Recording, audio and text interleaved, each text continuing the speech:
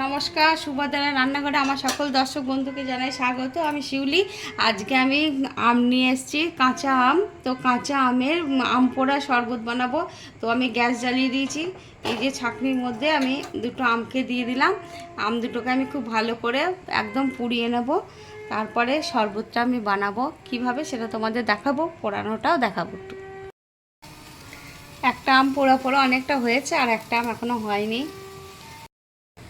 আমার আমটা হয়ে গেছে পোড়া, একদম সুন্দরভাবে পোড়া হয়ে গেছে। তোমরা দেখো মরমর করছে, ভালোভাবে পুড়ে গেছে। এবার আমি গ্যাসটা অফ করে দিচ্ছি। দিয়ে এবার ঠান্ডা হলে আমি এটাকে ভালো করে মেখে নেব। এবার আমি আমের খোসাগুলো ছাড়িয়ে নিচ্ছি। খুব ভালো করে পুড়ে গেছে, একদম মোটা হয়ে পুড়েছে। ভালো করে পুড়লে কি আবার স্মোকি ভাবটা থাকবে, সেই জন্য আমি একটু বেশি করেই পুড়িয়ে নিয়েছি। আমার এই আমটা পুরো ছাড়ানো হয়ে গেল, বেশ সুন্দর ছাড়লো।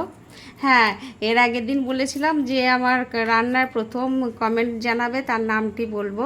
তো আগের দিন আমার রান্নার প্রথম কমেন্ট করেছে দেবপ্রিয় ভট্টাচার্য।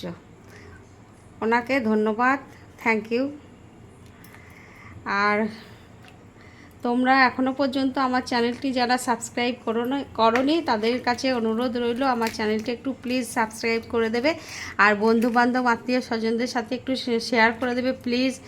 আর যারা অলরেডি সাবস্ক্রাইব করে দিয়েছো তাদেরকে জানা অসংখ্য অসংখ্য ধন্যবাদ। তোমরা সবাই ভালো থাকবে, সুস্থ থাকবে। আমার এই আম দুটোই ছাড়ানো হয়ে গেল। এবার আমি এই দুটোকে ছুরির সাহায্যে চেঁচে বের করে নেব কাঠটা। হ্যাঁ, এইভাবে বের করে নিচ্ছি। এবার আর এর পরের দিন যে আবার কমেন্ট করবে আমার প্রথম রান্না ছাড়ার পর, তার নামটি আজকের মতন আবার বলে দেব, আমি বলবো। এবার আমি আমের কাঠটা এখানে দিয়ে দিচ্ছি। আমটা যেটা আমি বের করে নিচ্ছি শাঁসটা দিয়ে দিলাম গ্রাইন্ডারের মধ্যে। তার সাথে আমি কয়েকটা পুদিনা পাতা দিয়ে দিচ্ছি, আমি ধুয়ে রেখেছি পুদিনা পাতাটা দিয়ে দিলাম। আর আমি একটু গোলমরিচ গুঁড়ো দিচ্ছি, জাস্ট একটু অল্প করে। গোলমরিচের গন্ধটা বা স্বাদটা খুব ভালো লাগে, একটু ঝাঁঝালো হবে। আর একটু বিট লবণ দিয়ে দিলাম। আর টেস্ট করে দেখবো, যদি লাগে তখন দেব।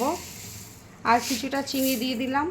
আর দেবো না, যদি প্রয়োজন হয় দেবো। আমটা কতটা টক বুঝতে পারছি না। আর একটু ভাজা মশলা, জিরের ভাজা, শুকনো কাঠখোলায় নেড়ে নিয়ে আমি ভেজে নিয়েছি। এবার আমি একটু জল দেব, ঠান্ডা জল দিচ্ছি। দিয়ে এবার এটাকে আমি ঘুরিয়ে নেব। আমার মিক্সিতে গ্রাইন্ড করা হয়ে গেছে। এবার আমি জারের মধ্যে ঢেলে নিচ্ছি।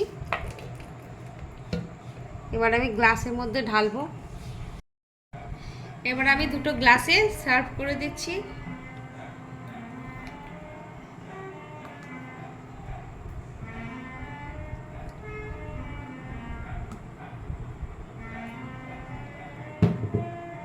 এবার উপর থেকে দুটো বরফের টুকরো দিয়ে দিচ্ছি।